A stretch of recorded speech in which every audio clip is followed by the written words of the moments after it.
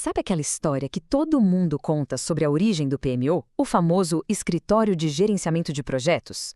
Então, é bem provável que ela não esteja totalmente certa.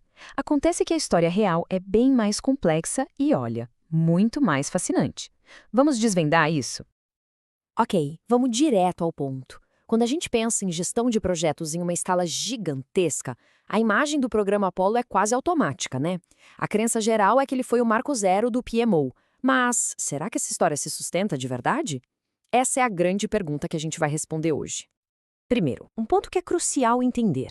A sigla PMO é um termo moderno. Pode significar escritório de projeto, de programa, de portfólio. Mas a ideia de ter uma entidade central para coordenar projetos, isso não é nada novo. Estruturas muito parecidas já existiam há séculos, só que com outros nomes. Entender essa evolução é a chave para desvendar todo o mistério. E olha só, essa linha do tempo já começa a derrubar o mito. Dá uma olhada nisso. Muito antes de qualquer foguete ir para a Lua, os avós do PMO já estavam em ação. A gente viu um Project Office lá em 1805 na agricultura britânica. Depois, nos anos 30, no setor militar americano. E, em 1955, uma estrutura super formal na Marinha. Fica bem claro que o conceito é bem mais antigo que o Apollo. Mas por que essas estruturas surgiram, afinal? A resposta está na escala e na complexidade. Ao longo dos séculos 19 e 20, os projetos se tornaram colossais. É só pensar na Torre Eiffel ou no Projeto Manhattan.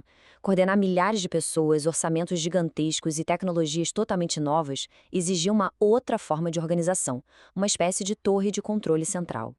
Então, como é que a gente sai da Torre Eiffel e chega no PMO que conhecemos hoje? A resposta, o nosso primeiro grande fio da meada, está no setor militar. Pois é, os ancestrais diretos do PMO moderno foram forjados no ambiente de altíssimo risco da defesa nacional. E o que é realmente interessante aqui é o porquê. Nos anos 30, o Corpo Aéreo dos Estados Unidos estava desenvolvendo aeronaves mais rápidas e complexas do que nunca. Um erro de integração ou um atraso poderia significar uma desvantagem estratégica fatal. O Project Office nasceu dessa necessidade desesperada de ter controle e visibilidade total sobre cada etapa do processo. Era, literalmente, uma questão de segurança nacional. E aí, nos anos 50, a complexidade simplesmente explodiu.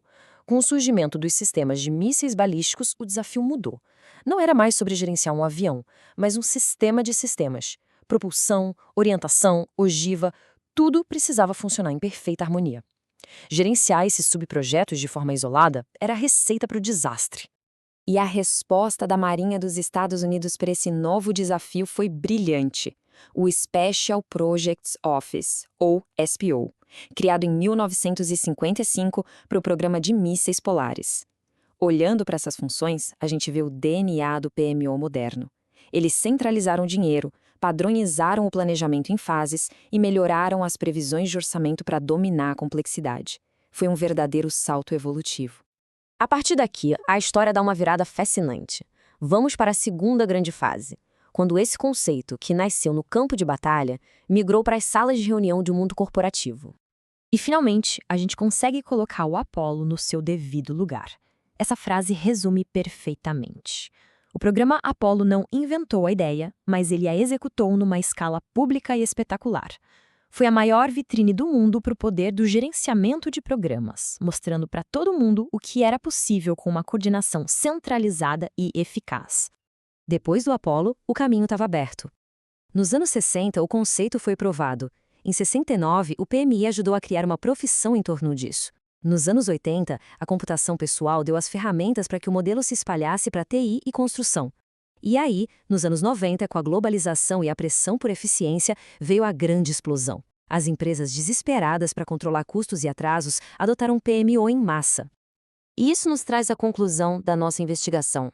A maior revelação não é uma data, um inventor, mas sim o reconhecimento de que, sob o mesmo nome, PMO, vivem duas criaturas muito diferentes, com DNAs distintos.